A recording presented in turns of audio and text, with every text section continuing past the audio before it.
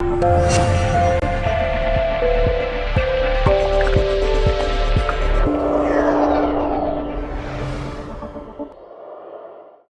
దేశంలో యువకులు రాజకీయ మార్పు తీసుకురావాలని ప్రయత్నం చేస్తున్నారు. అవినీతికి వ్యతిరేకంగా, అదేవిధంగా కుటుంబ పరిపాలనకు వ్యతిరేకంగా, దేశంలో శాంతిని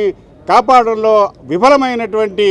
అవినీతికి అంకురార్పణ చేసినటువంటి యూపీఏ ప్రభుత్వాన్ని, కాంగ్రెస్ ప్రభుత్వాన్ని సమూలంగా మార్పు చేయడానికి దేశంలో ఉన్నటువంటి ఓటర్లు, ముఖ్యంగా యువ ఓటర్లు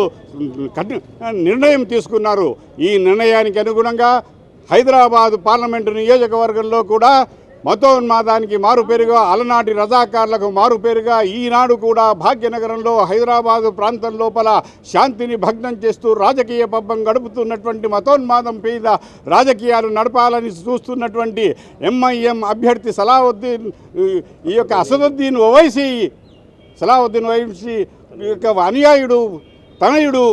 వంశస్థుడు అయినటువంటి కుటుంబ పరిపాలనకు నాంది పలుకుతున్నటువంటి ఈ ఓవైసీ కుటుంబాన్ని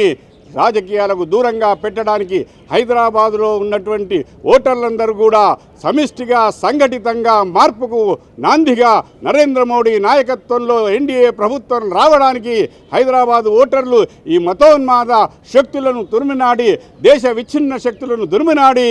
ఈ భారతీయ జాతీయ భావాలతో కూడుకున్నటువంటి భారతీయ జనతా పార్టీ అభ్యర్థిగా నన్ను, అదేవిధంగా కేంద్రంలో నరేంద్ర మోడీని గెలిపించి అధికారంలోకి తీసుకొచ్చి దేశంలో సామాజిక, ఆర్థిక, రాజకీయ మార్పులకు, స్పష్టమైన నీతివంతమైనటువంటి రాజకీయాలకు నాంది పలకడానికి సహకరించవలసిందిగా హైదరాబాద్ ఓటర్లకు ముఖ్యంగా విజ్ఞప్తి చేస్తున్నాను. మతం కాదు మనది, అలగ్ భాష, అలగ్ వేష, అలగ్ సంప్రదాయం మనది ఉండవచ్చు. విభిన్న వేష భాషలు ఉన్నా కూడా, విభిన్న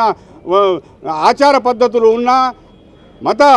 సాంప్రదాయాలు ఉన్నా, మనమంతా ఒక్కటే భారతీయులమే. మతం పేరు మీద రాజకీయాన్ని సమాధి చేస్తాం హైదరాబాద్ నగరంలో అని యువ ఓటర్లు, ఈ భాగ్యనగరంలో ఉన్నటువంటి ఓటర్లు ముందుకు వచ్చి ఈ నిర్ణయంలో సమభాగులై ఈ రాజకీయ మార్పు కొరకు జరుగుతున్నటువంటి ఎన్నికల్లో తమ వంతు బాధ్యతగా ఈ యొక్క